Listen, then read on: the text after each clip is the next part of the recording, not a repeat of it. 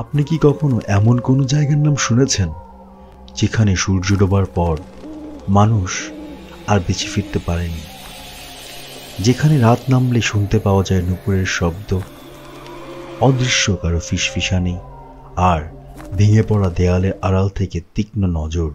আজ আমি আপনাদেরকে নিয়ে যাচ্ছি ভারতের এমন এক অভিশপ্ত কেল্লায়, যার নাম শুনলে স্থানীয়রা ভয়ে দরজা জানলা বন্ধ করে দেয়, যেখানে সরকারিভাবে সতর্কতা ঝুলে আছে।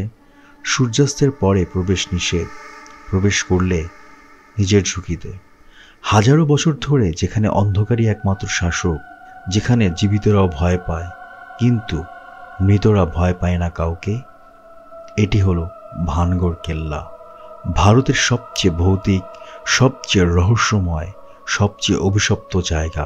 আজ আমি আপনাদের শোনাবো এই কেল্লার দুটি সত্যিকারের ভয়ানক কাহিনী, যা শুনলে আপনি সিদ্ধান্ত নিতে পারবেন না এগুলো গল্প নাকি বাস্তব। তাহলে আপনি প্রস্তুত তো অন্ধকারে ডুব দেওয়ার জন্য? চলুন তাহলে শুরু করা যাক ভানগড়ের অভিশপ্ত ইতিহাস।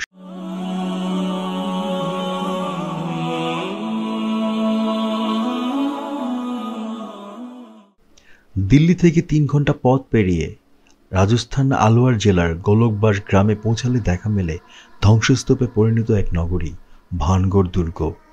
17 শতকে এই দুর্গে তৈরি করেন মাধো সিং, মোগল সেনানায়ক মান সিংয়ের ছোট ভাই।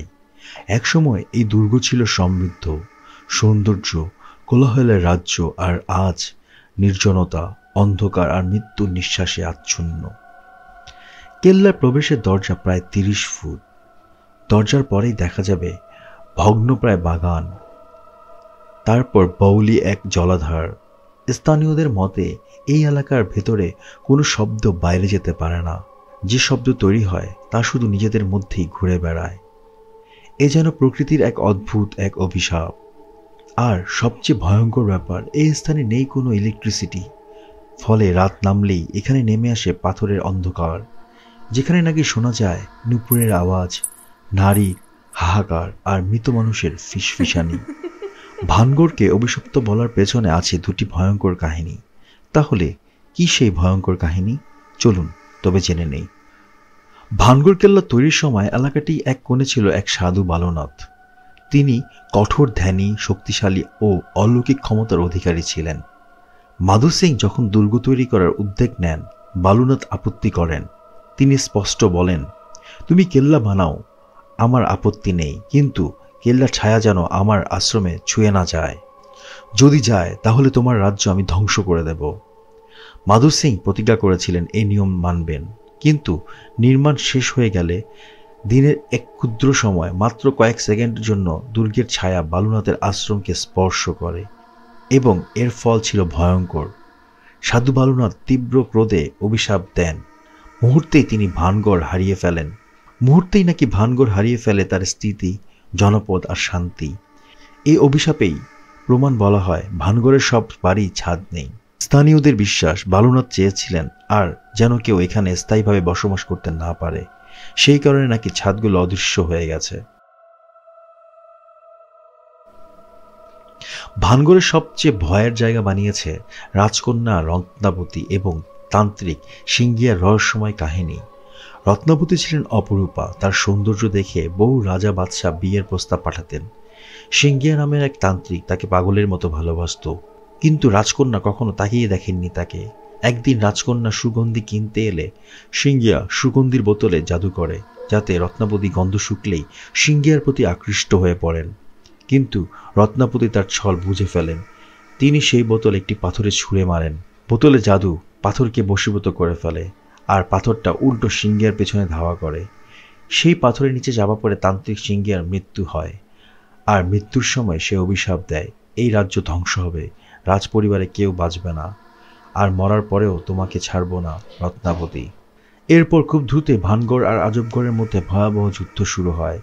10,000 লোকের শহর একদম খালি হয়ে যায়। রত্নাবতীও যুদ্ধ করতে প্রাণ হারান। স্থানীয় মানুষ বলেন, রত্নাবতী আর সিঙ্গিয়ার আত্মা আজও ভানগড়ের অন্ধকারে ঘুরে বেড়ায়। তাদের সঙ্গে আছে হাজারো অকাল মৃত মানুষের হাহাকার। ভানগড় এখন ভারতের সেরা 10টি হান্টেড জায়গার মধ্যে পড়েছে। সূর্যাস্তের পরে এলাকার প্রবেশ সরাসরি নিষিদ্ধ। আর্কিওলজিক্যাল সার্ভে অফ ইন্ডিয়া এই নিয়ম দিয়েছেন সরকারিভাবে।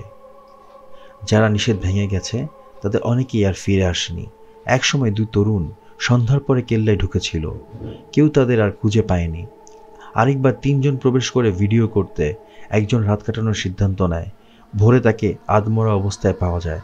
হাসপাতালে নিয়ে যাওয়ার সময় দুর্ঘটনায় মারা যায় বাকি 2 জন ও ড্রাইভার।